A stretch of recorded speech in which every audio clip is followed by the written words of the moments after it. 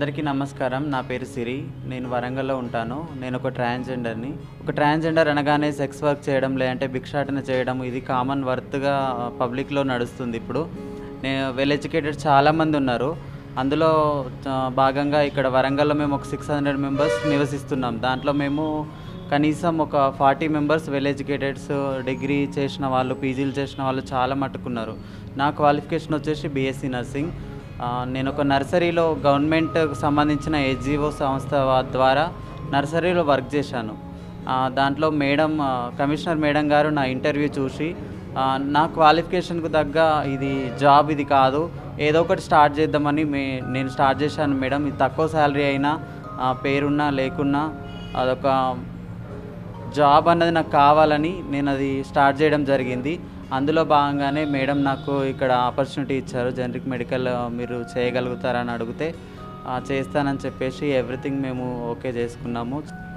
ఒక ట్రాన్స్జెండర్గా నేను ఇప్పుడు నివసించబట్టి ఒక 8 ఇయర్స్ అవుతుంది. 8 ఇయర్స్ నుంచి నేను బెగ్గింగ్ యాక్టే చేశాను.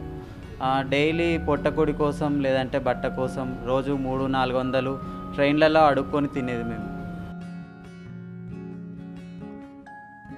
ఇంత చదువుకొని కూడా మా స్టేటస్ ఇది కాబట్టి ఇలానే బతకాలని మేము భిక్షాటన కూడా చేయడానికి సిద్ధపడ్డాం. కాకపోతే మా అర్హతకు తగ్గట్టు మాకు కూడా గవర్నమెంట్ ఉపాధి కల్పించాలని, నేనే కాకుండా నా ద్వారా ఇంకా చాలామంది ఉన్నారు చదువుకున్న వాళ్ళు, చదువుకొని వాళ్ళు కూడా ఆడ మగకి ఇచ్చే గౌరవాన్ని ట్రాన్స్జెండర్స్ కూడా ఇస్తారని తెలంగాణ ప్రభుత్వం ఆశిస్తున్నాను. నేను చాలా మార్పు ఉంది. ఫస్ట్ పనికి ఇయర్ మేము అడగదానికి కూడా చాలాసార్లు అంటారు. భిక్షాటన మేము చేయడానికి పోయేటప్పుడు అంటారు చాలామంది, ఇయ్యచ్చు కదండి, ఎంతో కొంత ఇయ్యచ్చు కదా అని మేము అడిగేటప్పుడు, మీరు ఇంత మంచిగా ఉన్నారు, పని చేసుకొని బతకచ్చు కదా, మేము వాళ్ళకి రివర్స్ అంటాం కదా. మరి సరే సార్ మేము పని చేస్తాం, మీరు వర్క్ ఇవ్వండి, మేము చేసినాక మీరు ఏదో ఒకటి చేయండి, అప్పుడు ఇస్తే కదా మేము చేసేది. మీరు ఇయ్యరు మాటలు ఎవరైనా మాట్లాడతారు. ఫస్ట్ ఇవ్వండి ప్లీజ్, దయచేసి మీరు ప్రతి ఒక్కరికి పని ఇవ్వండి, మేము చేస్తాం, మాకు అది దమ్ము ధైర్యం ఉన్నది.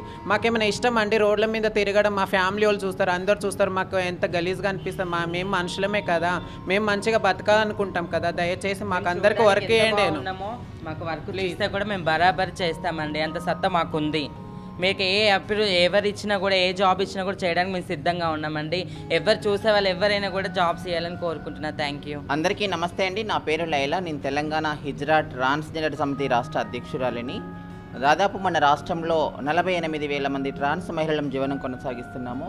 మా ప్రధాన జీవన వృత్తి ఇన్ని రోజులుగా, ఇన్ని సంవత్సరాలుగా మేము భిక్షాటన ద్వారా లేదా సెక్స్ వర్క్ ద్వారా మాత్రమే జీవనం కొనసాగించే వాళ్ళము. వరంగల్లో దాదాపు 800 మంది ట్రాన్స్ మహిళలము గత 22 సంవత్సరాలుగా జీవనం కొనసాగిస్తున్నాము. ఇక్కడ కూడా భిక్షాటన చేసుకుంటూ రైళ్లలో కానీ, షాపులలో కానీ భిక్షాటన కొనసాగిస్తున్నాము. ఇది మాకు కొన్ని సంవత్సరాల తర్వాత మేము చేసిన కృషి ఫలితంగా ఈరోజు మేము ఒక బెస్ట్ అచీవ్మెంట్ సాధించినామని అనుకుంటున్నాము. దానికి సపోర్ట్ చేసినటువంటి Warangal municipal corporation commissioner Pramila Satpathy గారికి మా కమ్యూనిటీ అందరి తరపున మేము ధన్యవాదాలు తెలియజేసుకుంటున్నాము. ఇంకో ముఖ్య విషయాన్ని సమాజానికి నేను ఒక ముఖ్య విషయాన్ని తెలియజేయాలనుకుంటున్నాను. ఎందుకంటే మా మీద చాలా అపోహాలు ఉన్నాయి. వీళ్ళు ఈజీ మనీకి అలవాటిపోయారు, వీళ్ళు న్యూసెన్స్ క్రియేట్ చేస్తారు, వీళ్ళు పబ్లిక్లో డబ్బులను డిమాండ్ చేస్తుంటారు, పబ్లిక్లో న్యూసెన్స్ క్రియేట్ చేస్తారనే అపోహలు ఉన్నాయి. దయచేసి అదన్నీ తప్పు అని నేనైతే ఖండిస్తున్నాను. ఎందుకంటే పబ్లిక్లో అన్ని ఆడవాళ్ళలో కానివ్వండి, మగవాళ్ళలో కానివ్వండి, మంచి వాళ్ళు ఉన్నారు, చెడ్డవాళ్ళు ఉన్నారు. అదేవిధంగా మా కమ్యూనిటీలో కూడా ఎంతో కొంచెం న్యూసెన్స్ క్రియేట్ చేసే వాళ్ళు ఎవరో ఒక దగ్గర ఉండొచ్చు. కానీ వాళ్ళని బేస్ చేసుకొని జనరలైజ్ చేసి అందరూ చెడ్డవాళ్ళే, అందరూ ఈజీ మనీ కోసం అలవాటు పడిపోయారు, వీళ్ళంతా కూడా వేరు వృత్తులు చేస్తారని అందరికీ ఆస్వాదించడం అయితే కరెక్ట్ కాదని నేను విన్నవించుకుంటున్నాను. మేమందరం కూడా ఒక అమ్మ నాన్న పుట్టి వచ్చిన వాళ్ళమే. మాకు మానవత్వం ఉంది, మాకు గౌరవంగా బతకాలన్న ఆలోచన ఉంది. మేము అవకాశాల కోసం ఎదురు చూస్తున్నామండి. మాకు అవకాశం ఇచ్చేవాళ్ళు లేక మేము ఎదురు చూస్తున్నాం. ఈరోజు మాకు అవకాశం వచ్చింది, మేమేందో నిరూపించుకుంటాము. దయచేసి ఎవరైనా సరే మమ్మల్ని తప్పుగా ఆలోచించకుండా గౌరవంగా బతికే అవకాశాన్ని కల్పించండి.